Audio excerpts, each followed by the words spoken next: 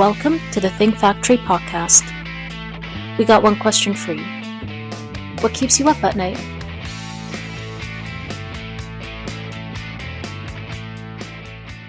Hello, everybody, and welcome to another edition of the Think Factory podcast, powered by OGC Solutions. The nice thing about this podcast is I really get to sit down with interesting people that also happen to be friends, and that's the case with this episode. I'm sitting across from Matthew Negron, the president of Dauphin Furniture. So Matt and I have met lots of times, talked about workplace trends, what's going on in the furniture business, the real estate business, the market generally. And today's a good time to sit and chat with Matthew just about some of his observations. So welcome to the podcast. Thank you for having me, Chris. I really appreciate it. So Matthew, tell us a little bit about you and Dauphin, and just one little side note is I've always been impressed with how you're out there marketing really creatively, taking a business that could always use a little more jazzing up, the furniture business, and really making it interesting for people. So share what you can about the business. Absolutely. So Matthew Negron, president of Dauphin. We're a contract furniture manufacturer based out of New Jersey. And we're German-owned, European design, but we localize a lot of our product. So the goal is we choose local fabrics, materials. We source our materials as close to New Jersey as possible. And then we really build products to specification. And, I say the contract furniture market's not always the most sexy, but the goal is, as furniture trends have been changing and adapting, we've been able to really pivot our business. And even in your own office, you had a couple of task chairs here. But what we're really seeing in the industry is we've modified ourselves from a task chair manufacturer to an ancillary specialist. So our goal is providing soft seating, lounge furniture, multi-purpose seating, and things that can be easily moved around and allows you to restack a space. So our goal is we want you to utilize the furniture still for 10, 15, 20 years, but hopefully every 2-3 years you're modifying your office based on the current trends that are happening and also how your team wants to work. Every office is a little bit different. Right. Well, we'll get into that in a minute about how much the workplace has really changed, but what you're saying is that the way you've designed the furniture, you can actually, on the fly, really adjust the furniture to fit whatever the needs are at that particular time. Absolutely. So a lot of our furniture that we've been designing and engineering, you can take it apart, you can put it together, change the configuration out in the field. So this allows it to, one, you don't need any special tools to do it. So you can almost do it yourself with the right screwdriver, essentially. Mm-hmm. And the goal is now you're modifying it based on growth. Maybe you're downsizing, you're scaling back, or maybe your office has gone hybrid and you realize hey, half of my office isn't using it, so I can do this in a more constructive way that makes sense now. So that's been really our goal, is just designing product that can be modified out in the field on a continuous basis. Yeah. It's not that this is a plug for Dauphin necessarily, but we are one of the satisfied customers. I think you have some of the most comfortable chairs out there that we've seen. I won't mention the other manufacturers that we tried, but yours are fantastic, and it makes the day a little bit more palatable here at the office for sure. I'll take a positive testimonial any day of the week. I appreciate it. But some of your designs, I've been to your showroom, and some of your designs are just really sleek, and you talk about being European owned. It's got that, that designer flair to it beyond the typical office chair. Yeah, I think a lot of the products, what our benefit is, we're not sourcing or licensing our product from other manufacturers across Europe. We have our own design teams. We have an industrial design team, engineering team in Germany that are designing our products. We also have our own industrial designer and engineers in New Jersey as well. And what's great is we're able to modify our products ourselves. We're able to make those changes. We're able to kind of listen to the industry trends, but also listen to our clients. So as they give us feedback in the field, we're right away, we're taking that feedback and applying it to our current designs, new designs. And a great example I can kind of give you of how this loop works is we came up with this product called Atelier in New Jersey years ago. And it was doing really well for us, and our German parent company wasn't really selling soft seating. So they adopted it as their first one. They adopted it, sales were really good behind it, and then they took their design team and they redesigned it and re-engineered it. And then they sent it back to us, and now we have a new product in the US. And they put that European flair, that design that's really desired in the US. I say thankfully the US has gotten away from the really big, thick, lazy boy chairs in the offices, and now they're more accepting of sleek design, really clean lines and good form and function in a product. Well, that's the combination that's hard to find sometimes. It's it looks great, it's sleek looking, and some brands you sit on them and they feel like you're sitting on a rock. But yours actually kind of accomplished both of that, both of those things. sitting on a rock, or you end up sinking all the way down to the bottom too. I say you get a little bit of both. Yeah, exactly. But you know what? When you talk about this flexibility, I'm really interested in. I read all these articles about how the workplace has changed, especially during COVID and post-COVID. That flexibility is really the name of the game, whether you're talking about where you work or how you work at a particular spot. And you even mentioned to me that there's this idea of, not just home and office, but a third office too. Tell us about that. So I think you already nailed part of it. I always tell people you want your employees to work how they want, where they want, when they want. So the goal is to provide that flexibility day in, day out. And those days, there's the office dichotomy of having a focused workspace and a collaborative workspace. Now you're starting to enter this area of, well, what do I do in between focus and collaboration? What if I want to escape my desk? What if I need to retreat? And, you've seen wellness rooms pop up more, you've seen meditation spaces, but it's also the ability to just pop in a room and get away from your fixed office where you don't want to look at the same things, as you want new energy, you want to get inspired. And now you have this concept of the third workplace that's coming into the market. So the first workplace is essentially your home office. Your first workplace is essentially your physical office where you're getting work done. So that's where your company's locating you. Right. Your second workplace is working from home. And I think we've all experienced that throughout 2020 to even now. A lot of people are working from home or they have a hybrid schedule. So now the third workplace has come up, and that's essentially all the in-between areas. So it could be as simple as a coffee shop. It could be a co-working space that you're using. But the third workplace also exists in the physical office. And the idea behind it is, well, if I want to collaborate or I want to bump into someone or have more casual collision, how do I promote that without having a designated desk or having a designated conference room? And that's really the goal behind it, is you're creating these areas where your employees are engaging each other on a social level. And the idea is, I bump into you, Chris, in the office, I want to ask you, how are you doing? How's your kids? How's your dog? Or anything else. And then we'll also be like, hey, what are you working on? What are you doing? And you really want to be able to promote that in the workplace. And that's also the reason people are going back to the office. I think the days of office mandates and saying you have to be here is kind of starting to peel back a little bit, because employees have a little bit more power. They're willing to make less money for the right environment. So the goal is now, if you're making me come to the office, give me reasons to be there. Make me feel good. Give me good social practices and behaviors. Make sure that I feel that I'm being acknowledged when I'm there. And also, is it providing me upward mobility? And I think all of that just comes from having conversations with senior management, your peers, your colleagues, and having really, really good conversations.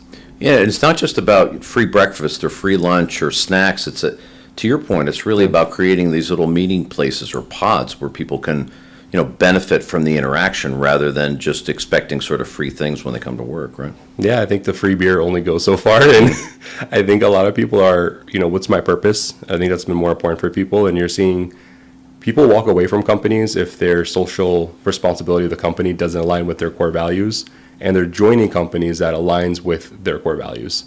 I think that's the biggest change, is you're seeing this new Generation Z come in the workforce. We have millennials, and now millennials are anywhere from early 30s now into their 40s. And now you have Gen Z that's in their 20s, and I think they're a very different breed of human. And I say sometimes we're a little hard on them. And we might, I think millennials were called lazy, but now 50% of the workforce is millennials. Right. So I say lazy only goes so far. But for Gen Z, I just think they have a very different code of conduct. I also think they didn't grow up with the technology or the lack of technology millennials had. They don't know what a VHS tape is or dial-up internet. They always knew fast internet speed. They always knew flexibility, mobility. They knew how to be nomadic from 10 years old, and they had an iPad in their hands, and they could just run around. So now the goal is how is your office providing that, both culturally and also in initiatives that they're doing? Well, that what you're saying reflects what I'm seeing too, or hearing about too, is that this hustle culture, right, that people refer to, that was definitely a thing when I was coming up, and I won't even mention when I came up. But we didn't have cell phones yet, just for the record. No, but in all seriousness, though, that hustle culture of working more hours and working harder to get ahead is something that's you don't see, or that Gen Z doesn't really reflect that sentiment anymore.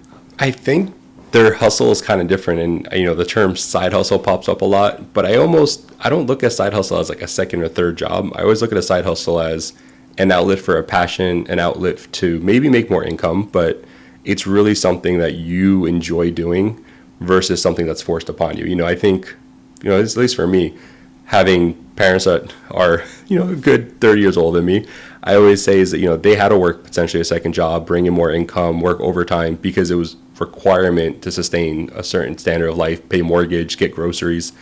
But I think now Gen Z is, yes, they could be struggling financially, but they're okay to struggle a little bit more if their passions have better outlets out in the market.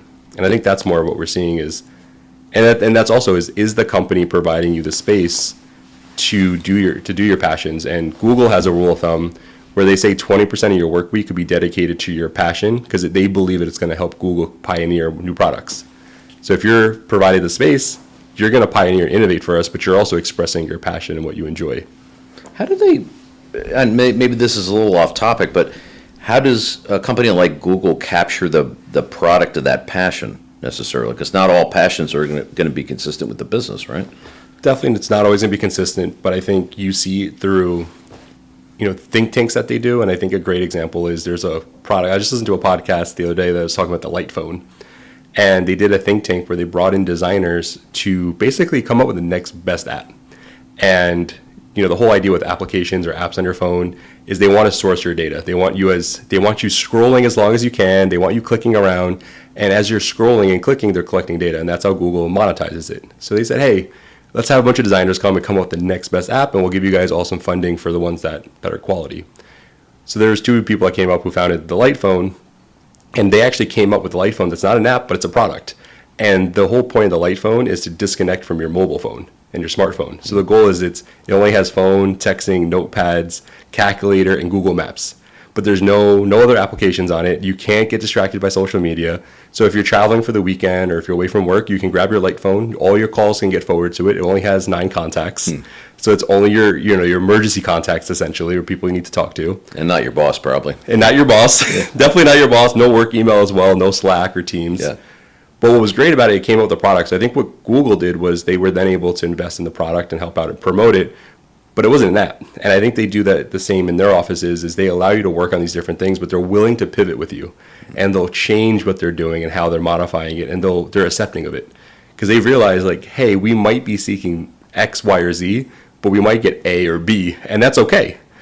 And I think you have to have that mentality. I think, for yourself as a business owner, you have to be willing to pivot in the marketplace and change what you're doing, not daily, but at least weekly or monthly. You have to look at your practices and what you're doing and what's happening in the marketplace. Yeah, you have to pivot. I guess, companies that don't pivot don't survive, right?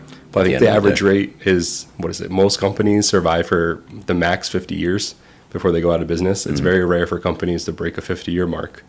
And some of it's generational. You get a founder that founded it. They don't know how to exit. They bring the family in. But also a lot of companies stay stagnant. And you saw that with, old example, but, Kodak. They had the first rights to do digital cameras, and they really believed in it. Yeah, they blew it completely. And they were like, oh, no, we're going to stick with film. Film's where the money is. And they put that in a safe somewhere so no one would see it. Yeah. Yeah, hoping that film would last forever, right? And look where we are now, not even with cameras anymore. Well, now it's all smartphone-based. Yeah, exactly. So I think that's an example of not pivoting, and we're going to see more of that. I think you're right. But when you talk about, I find it so interesting because there's a psychological aspect to it too. That's another reason why the workplace setting that you create with the furniture that you manufacture is so important, because it how you set up the office changes the dynamic completely, right?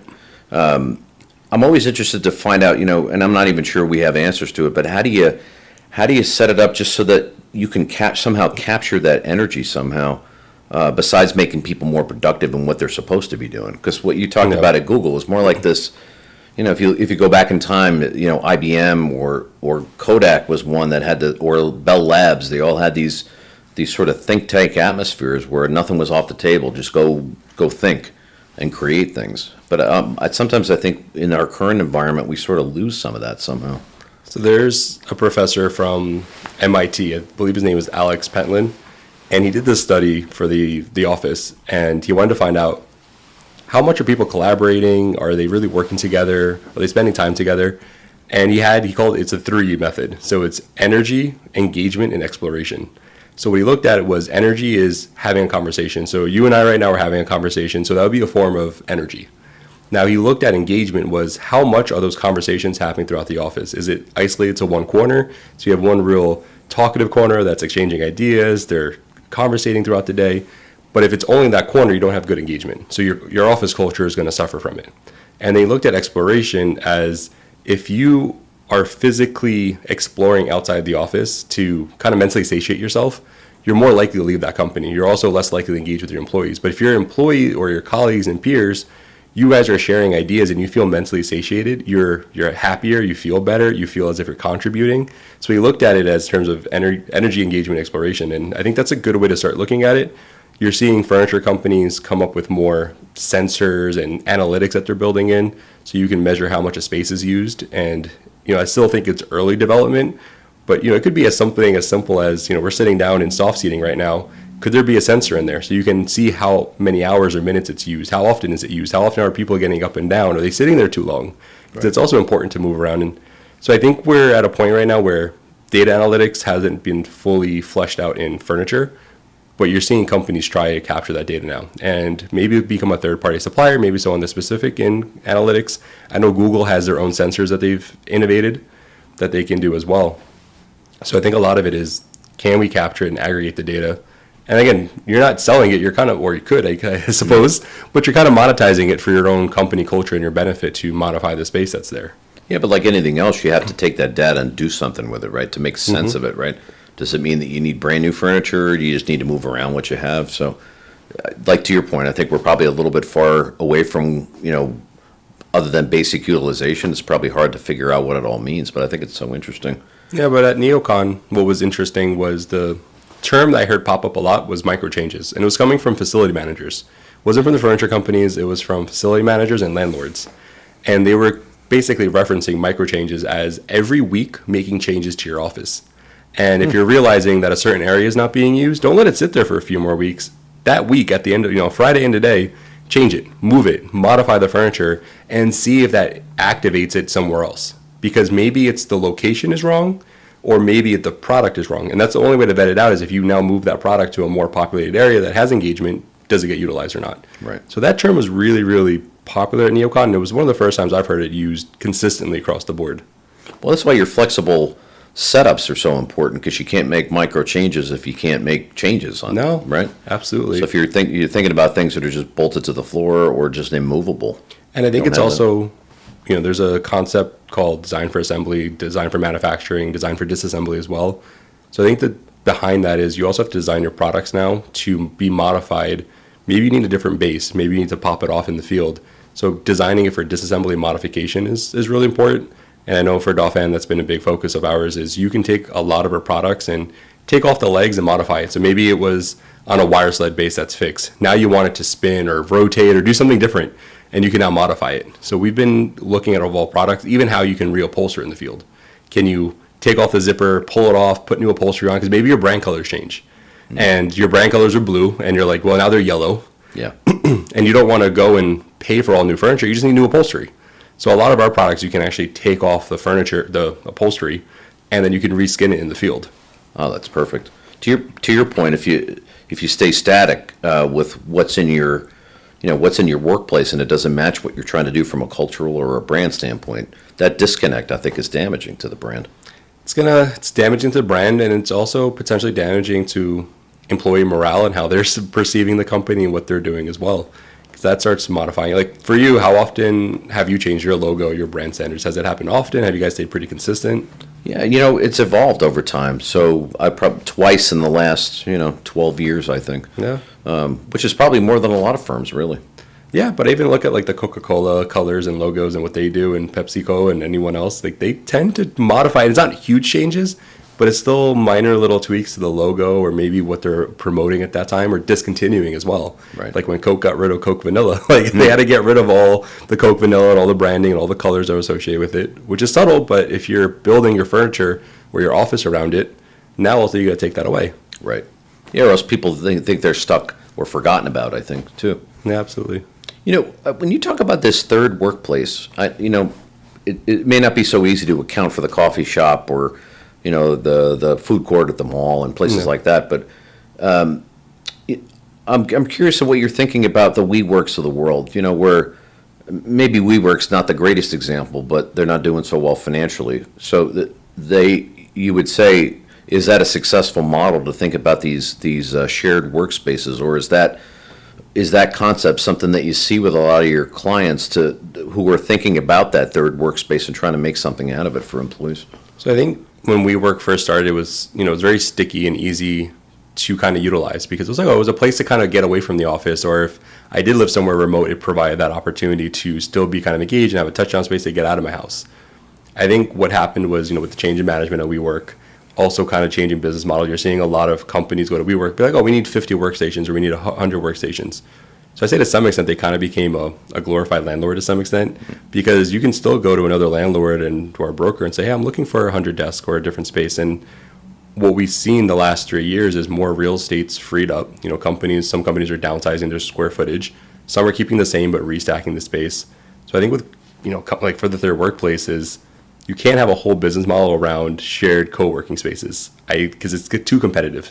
And you're seeing, even in New Jersey right now, you're seeing these commercial buildings that are adapting their spaces to allow labs in or industrial space in, and they're installing, very expensive ventilation units to modify it for that space. So that's all kind of new, but I don't see WeWork being the future of the third workplace. I think you're going to want areas where they're building a community, a culture. You might build your own campus that incorporates a bunch of different companies. I think Bellworks in Homedale is a good example. It's not a WeWork.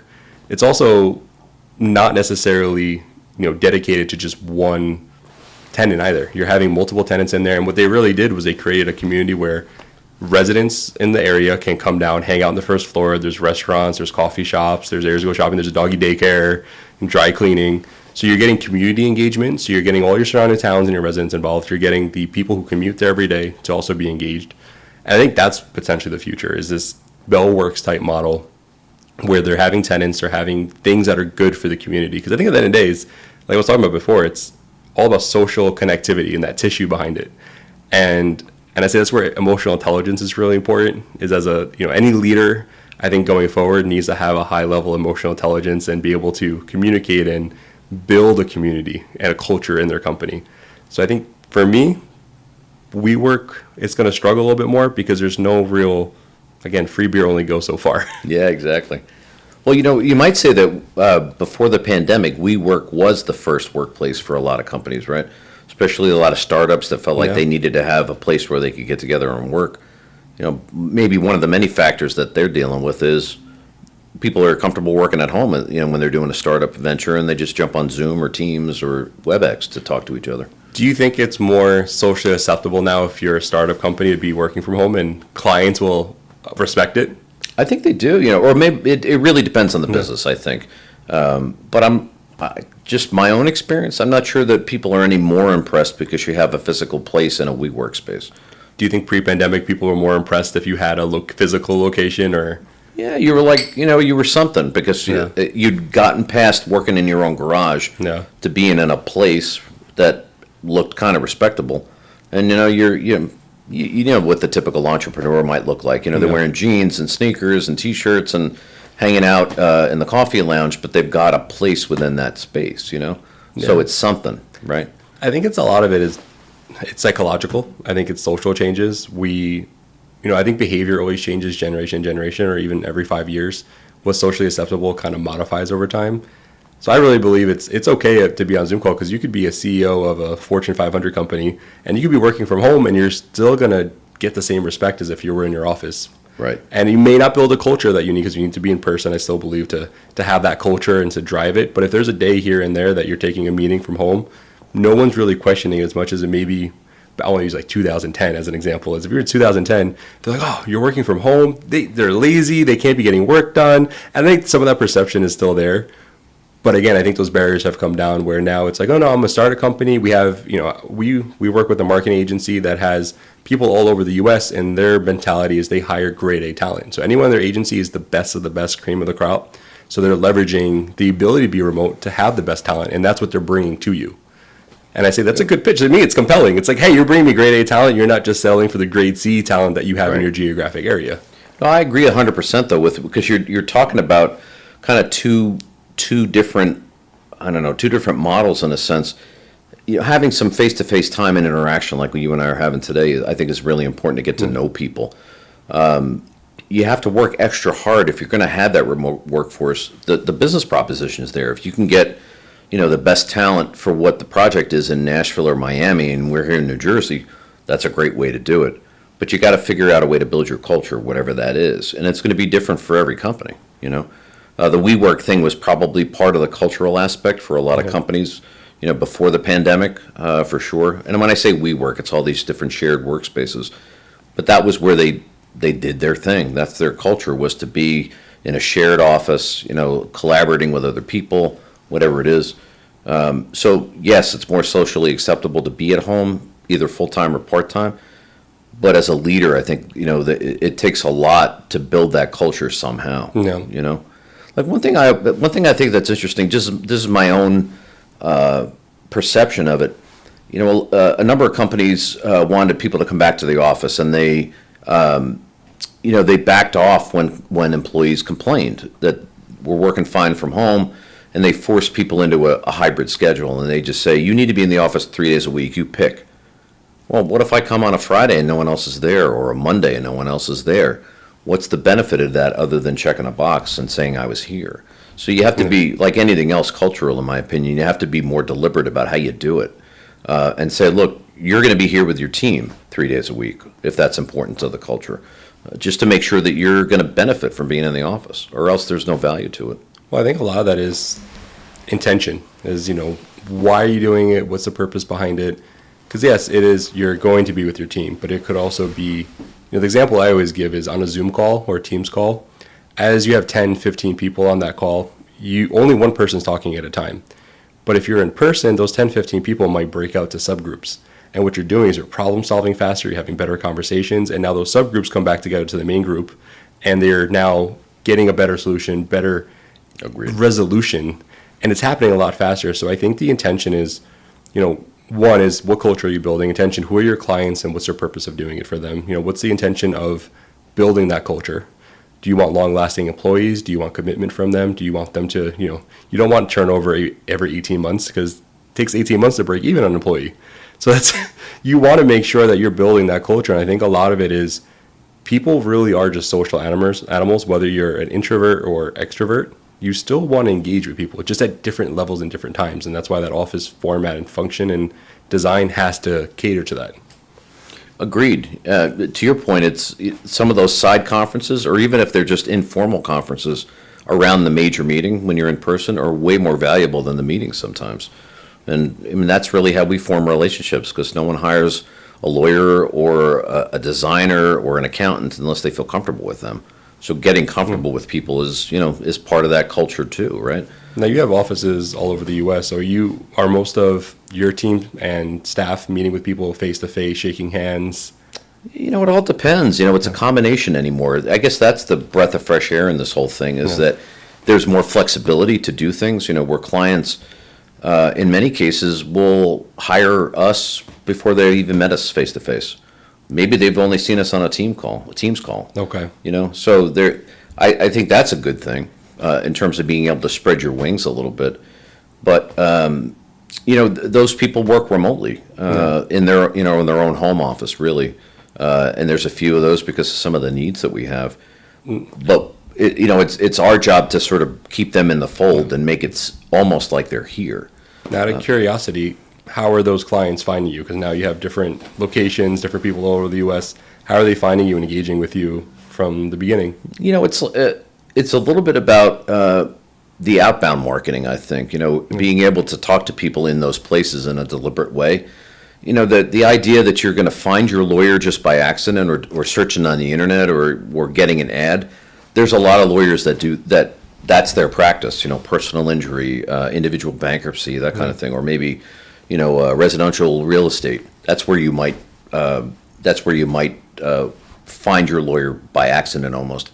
But in our world, it's more about a deliberate relationship. It takes a comfort level. If not, sometimes it's easy because you get a referral from somebody who's already a client or a friend. They know us, and just that referral's enough. More often than not, though, it's about being able to reach people in a meaningful way. And I think the culture, by the way, is really important in that too, because the culture of how we run as a firm is important to the message and how we deliver services. So, culture is just not furniture and real estate for sure, but though that is the foundational stuff for how you go to market and how you serve people. See, that level of rapport, I call that the midnight panic, is it shouldn't happen. They should never call you at midnight, but they almost want to have a relationship with you where if things are really, really bad or they're feeling uncomfortable or something happens, that they feel as if they can call you at midnight and you'll answer the phone and you'll be there for them. Right. I think that goes a long way versus, the light engagement on social media or LinkedIn where they kind of know you, but they don't feel comfortable reaching out to you, but you're building genuine relationships that with your clients, driving change, which most likely is bleeding into the culture of your office, is you guys are building better rapport, better relationships, which is only going to elevate your service to your clients too. Yeah. So I say that's the importance of coming back to the office and working and sitting down and having the products and the requirements to make that area as productive as possible and getting maximum efficiency. And also, I say those days of sometimes working 12, 14, 16 hours are essentially gone from the Gen Z generation. Like they really want to be able to come in 8, 9, 10, 11 hours and maximize their time, be super productive, but they really want to check out the office till the next day. And I think employers should strive for that too, because they come back refreshed when they check out, they learn new things, they blow off steam, whatever it is, but they come back. So if you can really maximize that time in the office with the right, it's a combination of furniture, but it's also technology, it's acoustic materials, office space, social needs, all of that has to come full circle. Yeah, each is a bullet in the holster or a tool in the toolbox, whatever analogy you want to use. But it has to start somewhere. There has to be a hub on the wheel or a core for what you believe in. And then all those things like technology are tools that complement it or reinforce it, right? So if you don't know who you are as a business or what you're trying to be, you won't achieve anything no matter how great your office is or how good your technology is, because, you're sort of putting the cart before the horse. If you think you're going to create a culture by, doing those kinds of things, you're probably missing the boat. But to your point, all those things have to be consistent with what you're trying to achieve. So let me ask you this, on your point of culture, we've seen the last few years a lot of employees leaving companies, starting up their own companies. They're starting to grow and scale to some extent. Do you think a lot of these younger companies, maybe even more established company, been out for a few years, 5, 7, do you think they know what their culture is and their purpose, or do you think they're still trying to figure it out? I think it varies a little bit. It depends on so many things, but it probably is going to depend a lot on whatever the product or service is, and that's probably going to drive what they end up becoming. If it's two guys writing an app that turns into a company, that's one thing. The culture, I think, comes maybe second from the idea, and probably most of the time too. When you create a brand new venture, you've got this great idea, you're developing it and nurturing it and trying to get it ready for market. You're probably more focused on that than you are the company culture. It's after you, at least it's just my own 2 cents. Once you start going to market, and then you have to figure out, well, how am I going to sustain this? That's a little bit about when the cultural discussions start to come in a formal way. Hopefully the folks that are creating that business have got some kind of a way of doing business or a relationship or a rapport that is the temporary culture. I'm not sure if that's the right word for it, but that's their culture. We're just working hard, working late nights and not a lot of money, so we can do this thing or provide this service. Us on the other hand, just like your company, it's established, so you get to step back a little bit and say, well, what do I need my culture to be in order to do what I'm trying to deliver to customers or clients, right? So I always think there's this bilateral relationship between the two, because your culture should be somewhat flexible, though they'll have some core values, right? So just like furniture needs to get moved around sometimes, your culture has to pivot a little bit, so long as you're true to your core. Like if you want to be, we want to be a certain type of firm delivering a certain type of service in a particular way. So we know what our core values are, but the way we deliver them might change a little bit, or the technology might help us do it better or faster, whatever it is. So to me, core values are important, but in the startup world, the core values tend to be, we're going to get this thing to market and it's going to be great and we're all going to make a lot of money. it's when you start to develop the company behind it after you get off the ground. I think it's when you start thinking about some of those more foundational things. Yeah, I think even for Dauphin, as we've been finding our footing the past few years with the changes and technology, furniture has changed. Anytime we even do a policy, sorry, we try to make it equitable for all. So our goal is from production all the way through the office, the sales team, that everyone is able to contribute and participate. So the goal is behind it, for this summer, we tried it last summer and it worked well, and we brought it back again this summer, called Summer Fridays. So what we did was we just did 4 10-hour work days, so everybody had all Friday, Saturday, Sunday. If we ever had to do overtime, it was on Friday, so we still had a full weekend. But our agreement was we would only do it if production could do it, because they're physically in person every single day. They're the ones building products. They're the one dealing with the summer heat potentially. Like, all of those factors really hinder on them. Like, they're the ones that are potentially could suffer if they don't have the buy-in and they don't agree to it. So we talked with them, we polled them, and we had about 99% of people who were like, hey, I want to do this. We like the idea of Summer Fridays. And then this year, when we were thinking about doing it again, we didn't even bring it up, and production was the first one to bring it up to us. And they're like, hey, we really like Summer Friday. Can we do it again? So we've done it this whole summer, but it was equitable from production to our office to our sales team, so everybody could participate and you feel like everyone's included.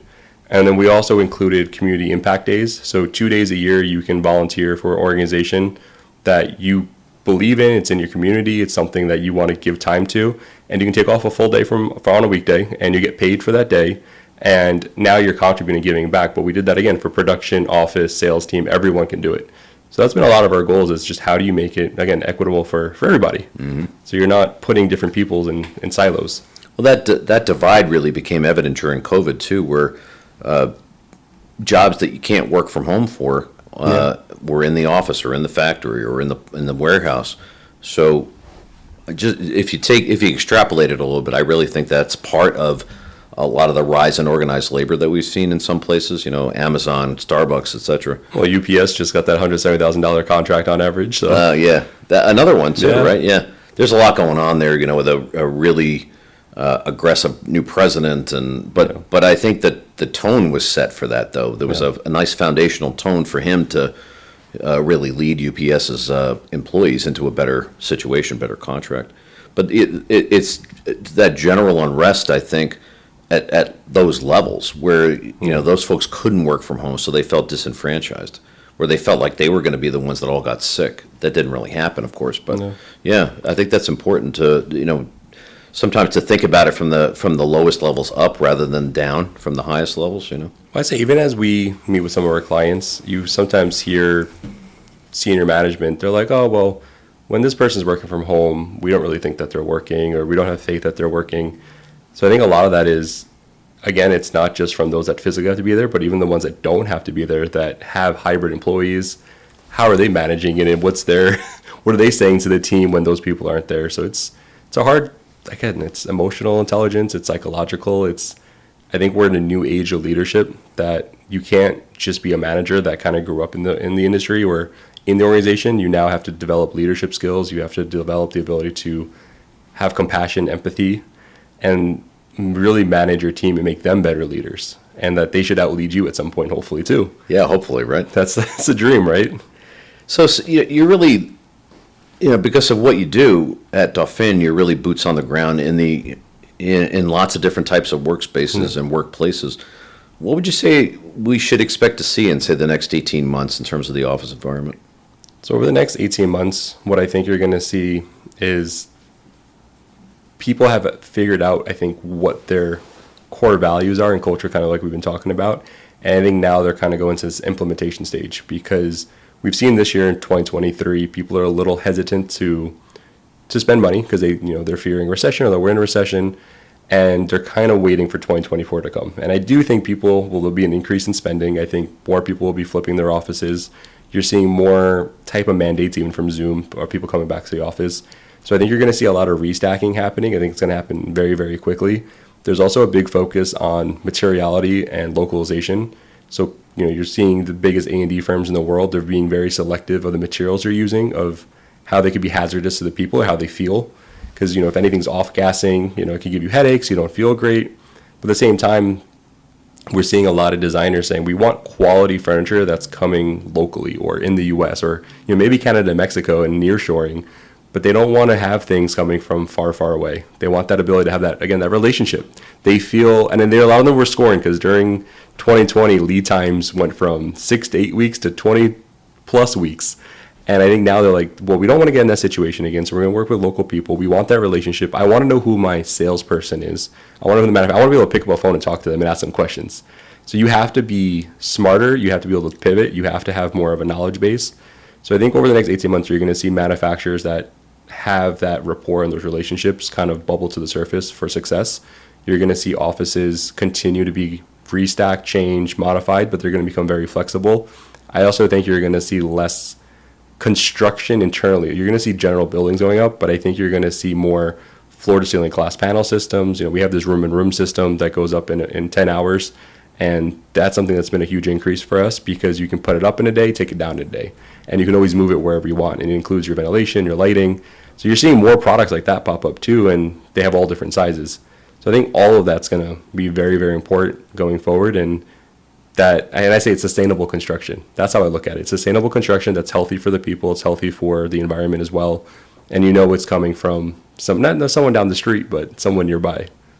Well, that the open office concept, it's been written about by many folks who say it didn't work. It was bad for collaboration and all those things, and especially during COVID, people were afraid of it.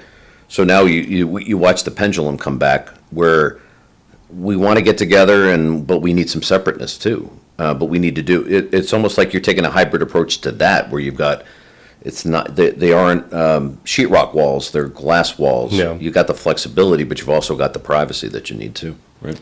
Yeah, I think a lot of it is you don't want to be confined to your office all day. So I think in the past, people come in their office, they'll sit there for 8 hours, and then they go home.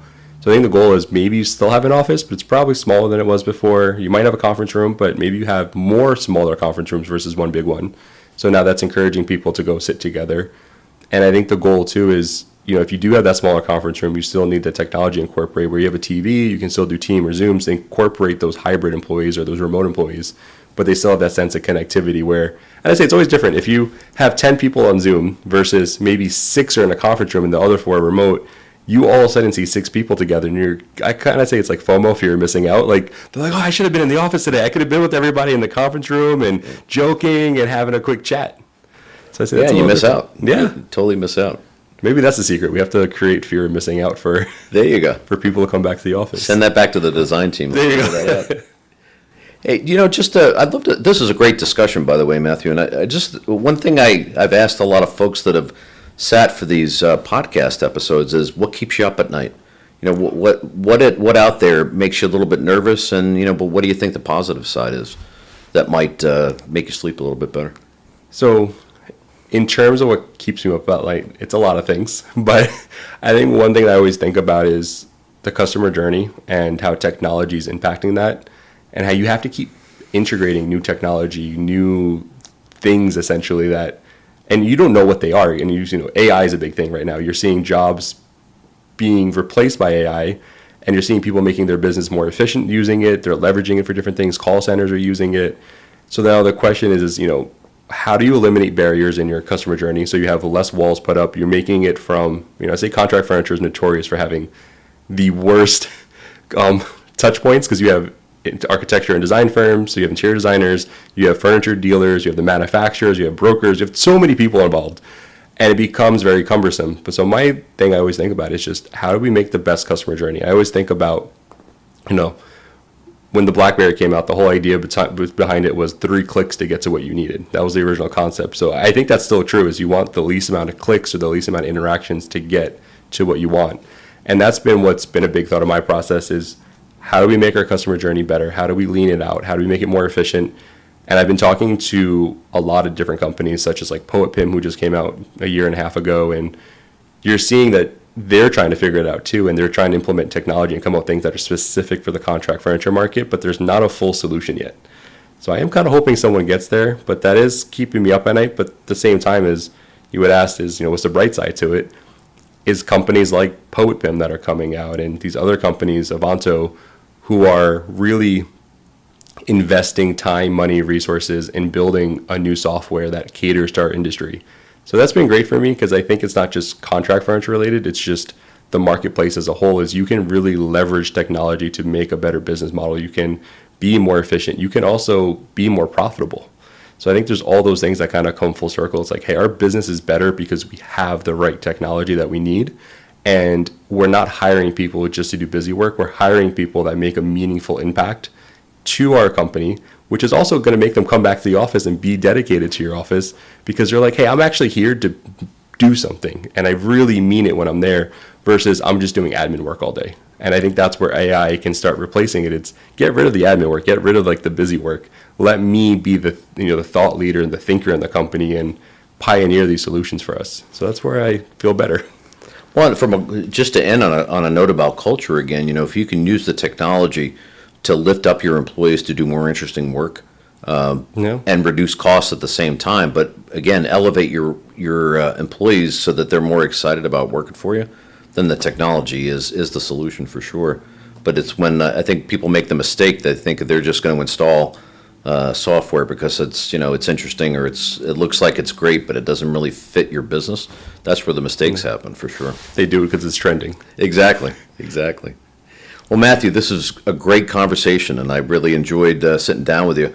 Just for anyone who may join the podcast after the start, this is Matthew Negron from Dauphin Furniture, and we had a great discussion today about everything from the market to furniture to workplaces. So hope you enjoyed the podcast. And again, this is the Think Factory podcast, hosted by and powered by OGC Solutions. See you next time.